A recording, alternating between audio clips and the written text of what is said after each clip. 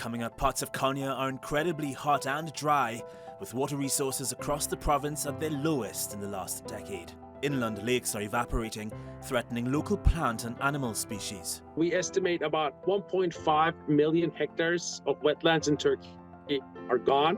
We visit this central Turkish city to see what's being done to conserve the region's ecosystems and the plans to save precious water, with a look at the livelihoods of people making Konya an agricultural hub. Their purpose is to give the farmers some new technologies, to teach them some new techniques and technologies to implement in their farms so that they can use their very scarce resources. This is Just 2 Degrees on TRT World.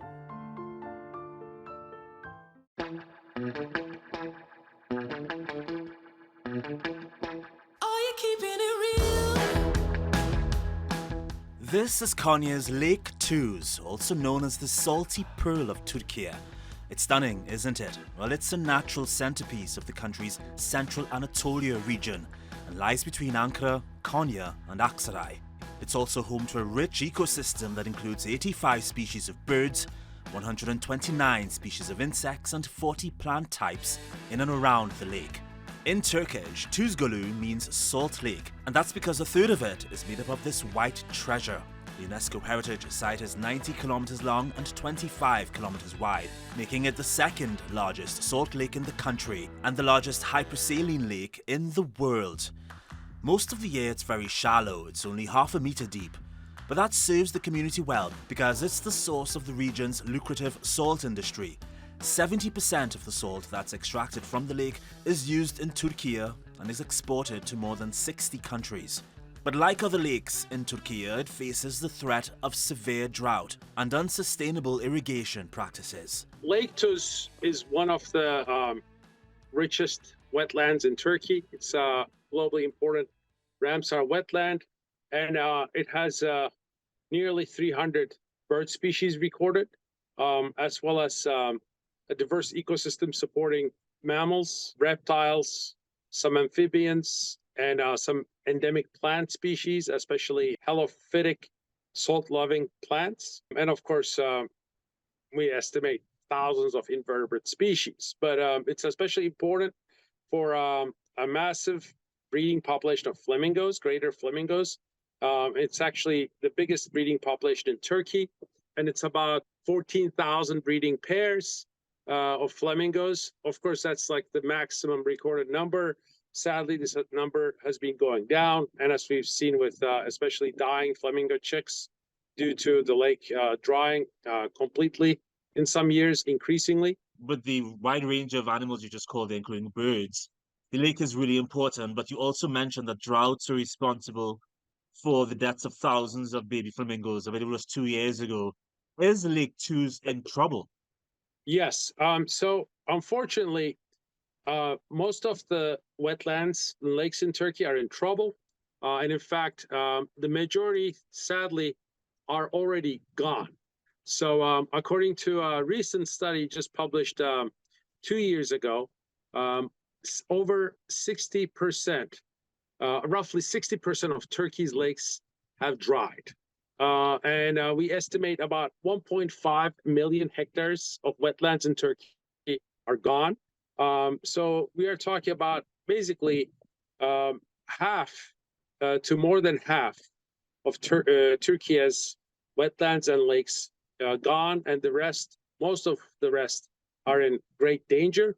And I want to emphasize, even though climate change and drought are very important, major emerging and emerged threats that we weren't thinking about just a few decades ago, sadly, climate change is also the scapegoat for a lot of unsustainable human impact on wetlands and watersheds and unsustainable use of water. So most of the disappearance of Turkey's lakes, we don't have a scientific comparison of climate change versus overuse of water. But as a biologist, as an ecologist, my overall assessment is that most of the disappearance of Turkey's lakes is due to humans taking water for us without thinking about ecosystems and biodiversity. The Mediterranean region as a whole is especially at risk of rising temperatures, increased evaporation and a lack of rain. And in addition to harmful irrigation practices, the consequences have played out in recent years. More on how the Turkish government is working to mitigate the effects later in the programme. Lake Tuz is located in Konya, one of Turkey's most populous cities and one that's rich in history and culture. Hundreds of thousands of people come here annually for health, religion, sports and nature. Essentially, there's something here for everyone.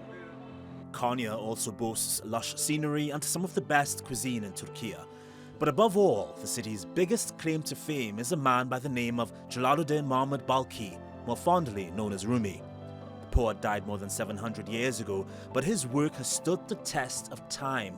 Poems about the nature of love, human desire and spirituality. This is Rumi's resting place. It was built in 1274. Inside these walls, visitors have described experiencing a sense of peace and tranquility, and it's no surprise. What you are, whatever you do, be in love and stop acting so small. You are the universe in ecstatic motion. Rumi's poetry still resonates today, but we're not here to talk about Rumi. Konya has a lot more to offer, particularly when it comes to the climate crisis.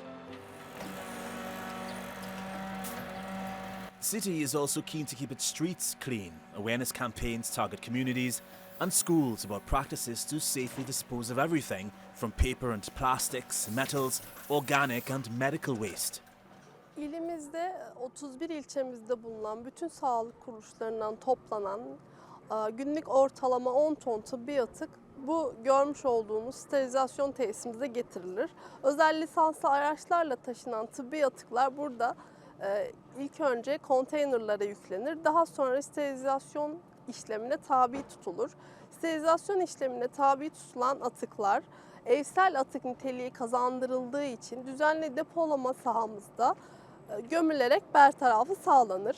Böylece bu atıkların çevre ve insan sağlığı açısından zararlarının en aza indirilmesi sağlanmış olur. This area smells like a mix of rotting food and gas. 1,500 tons of organic and inorganic waste are brought here every day. Some of it is buried right here. Sıfır atık yönetmeliği çerçevesinde Büyükşehir Belediye'mizin koordinasyon yetkisi bulunmaktadır. Bu koordinasyon yetkimizle birlikte biz ilk önce kendi birimlerimizde bu projeyi uygulamaya başladık. Daha sonra seçtiğimiz pilot okullarda ve Meram ve Karatay ilçesi sınırları içerisinde belirlediğimiz pilot bölgelerde bu projeyi hayata geçirmeye karar verdik. Bunun için ilk önce ayrı toplama ekipmanları temin ederek iş yerlerine, konutlara ve okullara bunların dağıtımlarını gerçekleştirdik. Ayrı toplanan atıklar ilçe belediyelerince geri kazanım ve geri dönüşüm tesislerine gönderilmektedir. Birlikte toplanan diğer evsel atıklar ise Kaşınanı mevkiinde bulunan Konya Atık Entegre Atık Değerlendirme ve Bertaraf tesislerimize, yani bu tesislerimize getirilerek ilk önce mekanik ayrıştırma tesisinde ayrıştırılarak geri dönüşebilir atıkların ekonomiye geri kazandırılması sağlanmaktadır. Geri dönüşümü olmayan evsel nitelikli atıklar üzerinde bulunduğumuz düzenli depolama lotunda depolanarak bertaraf edilmektedir. Depolama alanında oluşan metan gazlarından elektrik enerjisi üretilmek için enerji üretim tesislerimiz mevcuttur. Bugüne kadar yaklaşık bu tesislerden 675 milyon kilowatt elektrik enerjisi elde ettik. Burada oluşan sızıntı sularımız ise bulunan sızıntı suyu arıtma tesisimizde arıtılarak bertaraf edilmektedir. Böylece hem sızıntı suyu kontrolü sağlıyoruz hem metan gazının atmosfere karışmasına engel oluyoruz. Sıfır atık projesinin hayata getirilmesinden sonra atıkların döngüsel ekonomiye kazandırılması, Büyükşehir Belediye'mizin bakanlık ve diğer kurumlarımızla ortaklaşa projeleriyle daha hızlı bir şekilde gerçekleşmeye başladı. Bu konuyla ilgili Çevre, Şehircilik ve İklim Değişikliği Bakanlığımızın hibe desteklerini aldık. Daha sonra Konya Çevre, Şehircilik ve İklim Değişikliği İl Müdürlüğü, İl Milli Eğitim Müdürlüğü, ilimizde bulunan 31 ilçe belediyesi ile ortaklaşa projeler yaparak bu bilinç ve farkındalığın artırılması için çeşitli çalışmalarımız devam etmektedir. Bilincin artmasıyla birlikte tabii ki geri kazanım oranlarımız da zamanla artacaktır.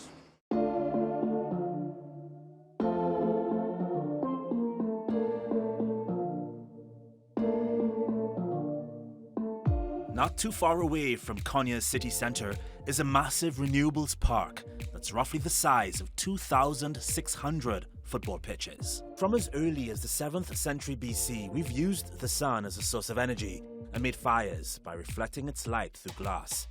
Now we have solar panels which convert energy from that massive ball of fire at the centre of our solar system. Two types of energy are created: electricity and heat. They're absorbed by the panels, which are made from silicon and are protected by a metal frame encased in glass. When they're exposed to sunlight, electrons are released, producing electrical charges that create currents captured in the panel's wiring. That captured energy can be used to power many different things, from heating systems that keep our water warm to the power that lights our homes. Capturing heat is less sophisticated because all it takes is for sunlight to directly heat water, which is then stored in a cylinder. The great thing about solar energy is that it's clean and renewable. For as long as the sun is shining, it's an infinite source of power. This is the Kalyon solar power plant, which was officially opened in Türkiye this year and spans an area 20 million square meters. There are about 3.2 million solar panels here, producing some 3 billion kilowatt hour per year. It's all part of the country's efforts to curb its vast dirty energy imports. This is a massive expanse of land, so many solar panels. Talk about how things operate here. It's very excellent work here. This building name is Vaha. It's like a paradise in the desert. You know, Karapınar is only one place which called desert in Turkey, and we choose this building. This all around is like a desert, and in the middle of the building like a garden, like a paradise. How many people benefit from this project, and what's the worth of the fossil fuel equivalent resources saved? Every year, it actually avoids around 2 million tons of carbon equivalent. So, in a way, this was a disaster. In fact, you know, drying up so huge lake, because the area is 20 million square meter. It's a huge area. It has dried up because of climate change impact, and in a way, having this investment completed in this area is a kind of an effort to reverse this, because covering such huge area with around 3.5 million solar panels is completely covered so huge area, and it has definitely some impact on the evaporation, avoiding the evaporation, specifically on the project side. Talk about how sheep influence terrain here at the site and why they're necessary. It is not a matter of necessary. Actually, when we have started this project, there was almost nothing there was almost no plantation. You know, very insignificant amount of plantation was on the site, and in fact, this land was not useful for people grazing their sheep. So in region with a huge area, normally you would expect, if this area was a kind of pasture land, then we would normally see literally tens of thousands of animals grazing there. But of course, it was not possible. But when we have started the project in 2020 and started covering the surface with solar panels, with the impact of reduced evaporation and avoidance of direct solar radiation on the ground, we have seen the increase in the number of endemic plant species. And also not only increase in the number of species, endemic plant species, also we have seen increase in the growth rate also. So and especially, so I mean, this power plant has been completed almost in 30 months, and day by day we have seen this, especially in the springtime. There was a lot of plantation growing in the site, and we have invited biodiversity experts, and they have examined the plants, the plantation, and also, in solar power plants, if this goes further, then we have seen that there would be more increase. And we had this idea because should this plantation be suitable for the feeding of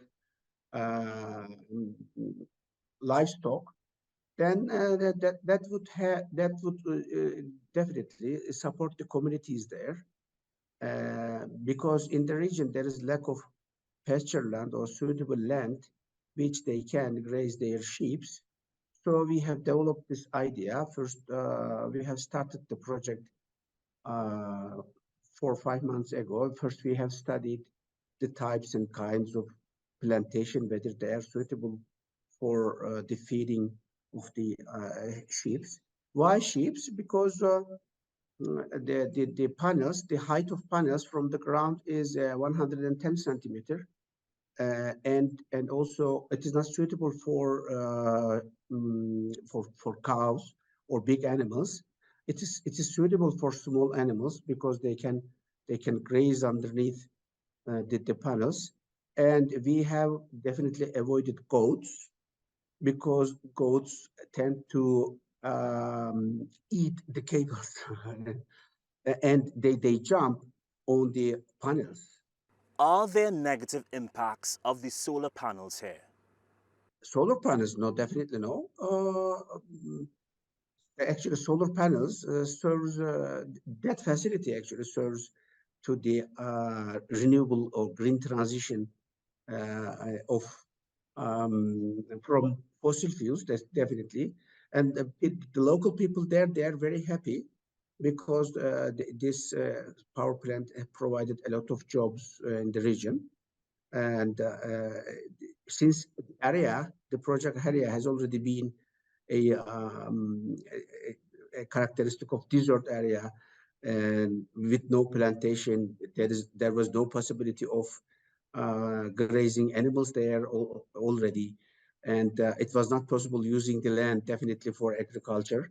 So it was a huge land with no use.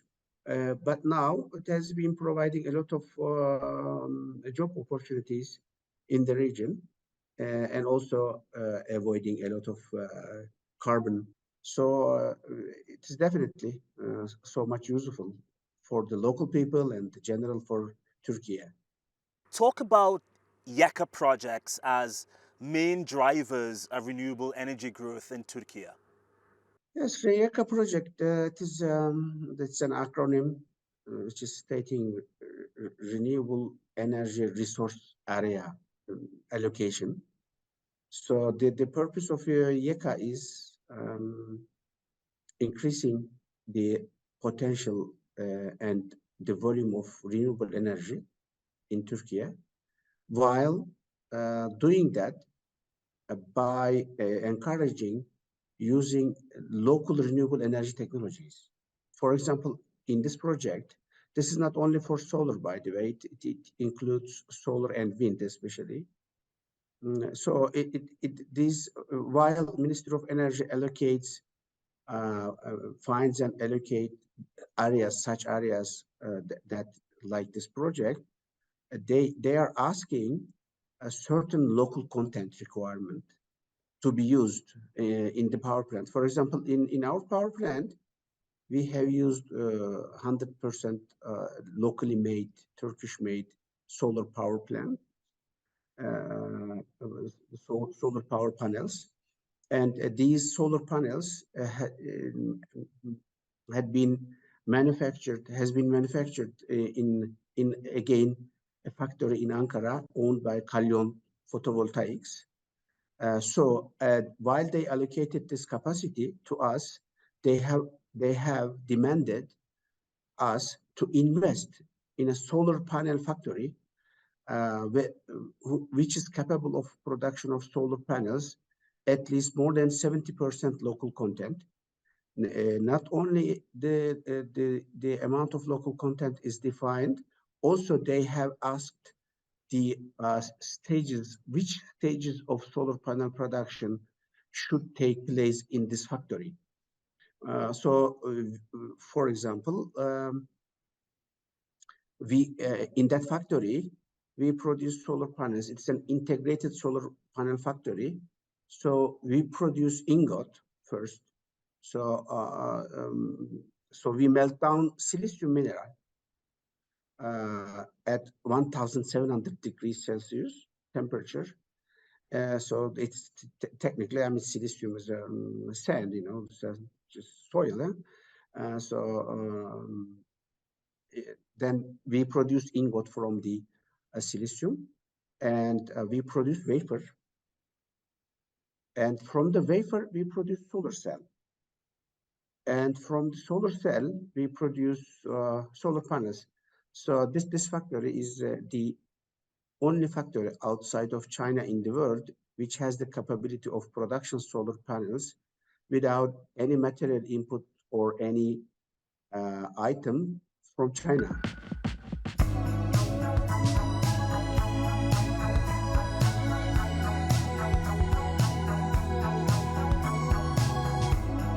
In Konya, there are also big things happening on a much smaller scale.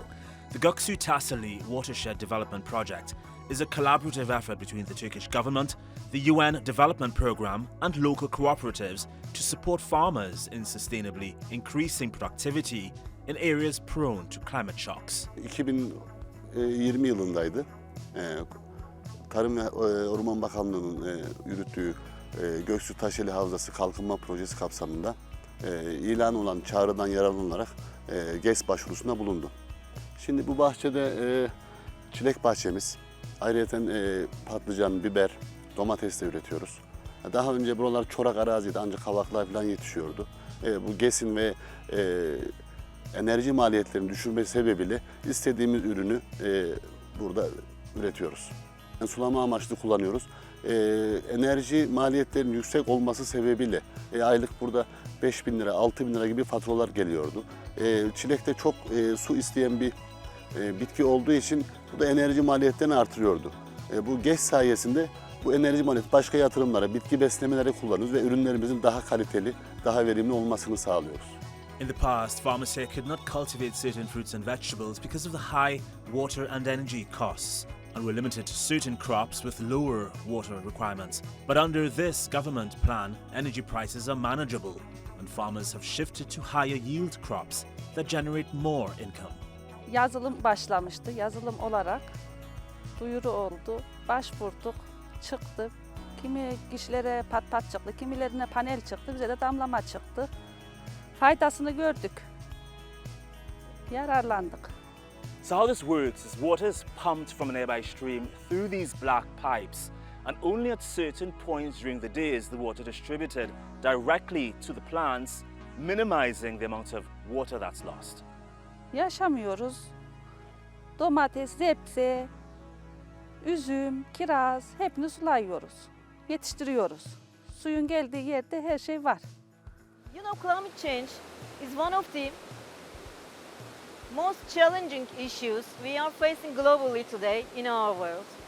Agriculture is one of the issues that is mostly affected from climate change, but also we should keep in mind that it is also one of the reasons of climate change, to be honest.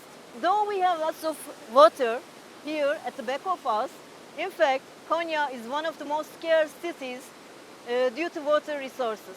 Their purpose is to give the farmers some new technologies, to teach them some new techniques and technologies to implement in their farms so that they can use their very scarce resources, natural resources, more effectively.